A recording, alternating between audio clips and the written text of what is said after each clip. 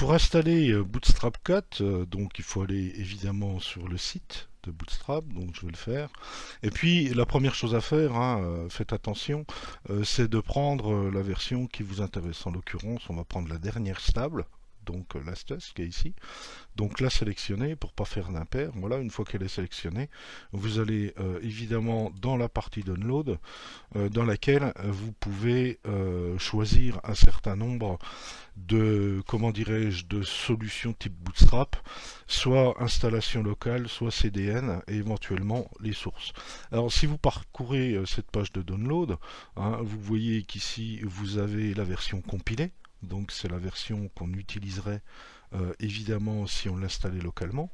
Alors à cet effet, je vous ai fait deux exemples avec la version compilée et puis les CDN. Donc dans la version compilée, hein, qui est l'exemple 0102, vous retrouvez évidemment dans le répertoire JS les éléments qu'on a chargés et puis dans le répertoire CSS les feuilles de style qu'on a chargées, donc la partie JavaScript et la partie map. Alors je vous déconseille évidemment quand vous faites du web d'utiliser la version compilée, hein, utilisez de préférence les CDN. Alors évidemment, Bootstrap ça appuie sur jQuery. Donc, si vous voulez l'utiliser dans toute sa puissance, évidemment, pensez à charger une version de jQuery, hein, par rapport à la version de Bootstrap que vous utilisez. Ensuite, vous avez la partie les sources de Bootstrap.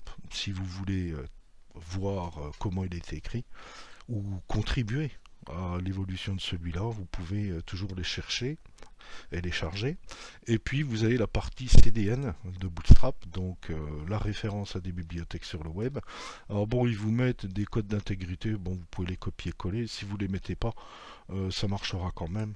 Mais bon, de préférence, respectez quand même les préconisations qui sont demandées. Et puis vous avez aussi donc une partie concernant Bootstrap ici, donc avec des éléments minifiés, la feuille de style, et puis la bibliothèque Bootstrap, donc une bibliothèque JavaScript. Et évidemment, ils vous mettent aussi la bibliothèque complémentaire jQuery, d'accord, donc minimifiée. Et puis ils vous mettent aussi une autre bibliothèque qui s'appelle Popper.js, qui vous permet de travailler avec des pop-up, notamment si vous voulez développer un peu plus loin vos aides en ligne, etc., etc. Ça peut être intéressant de l'avoir. Moi, je le prends systématiquement. Donc voilà un petit peu le principe. Alors juste une remarque, hein, sur les différentes installations. Si vous prenez l'exemple 0101, vous voyez que ici j'ai les CDN.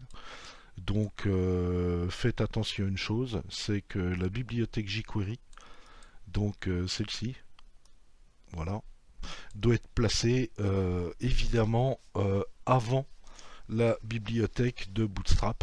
Si vous mettez tout dans le header, il faut y penser, même si vous le mettez dans le body. Moi, je ne mets jamais de bibliothèque dans le body, par habitude de travailler avec d'autres bibliothèques et des frameworks. Vous voyez, pensez bien à mettre la bibliothèque de jQuery dans le header avant la bibliothèque de Bootstrap, que ce soit en CDN ou que ce soit en installation locale. Puisque ici je l'ai installé localement, vous avez évidemment les bibliothèques ici. J'ai tout pris, mais j'ai pris la bibliothèque Bootstrap Min parce qu'il y a pas mal d'éléments ici qui sont dedans. Donc voilà. Donc généralement on met la CSS de Bootstrap, la bibliothèque jQuery et puis en dernier la bibliothèque de Bootstrap. Ensuite, vous avez aussi, pour voir si vous avez tous les éléments, dans la partie content ici, il vous donne la liste complète des CSS et des fichiers JavaScript.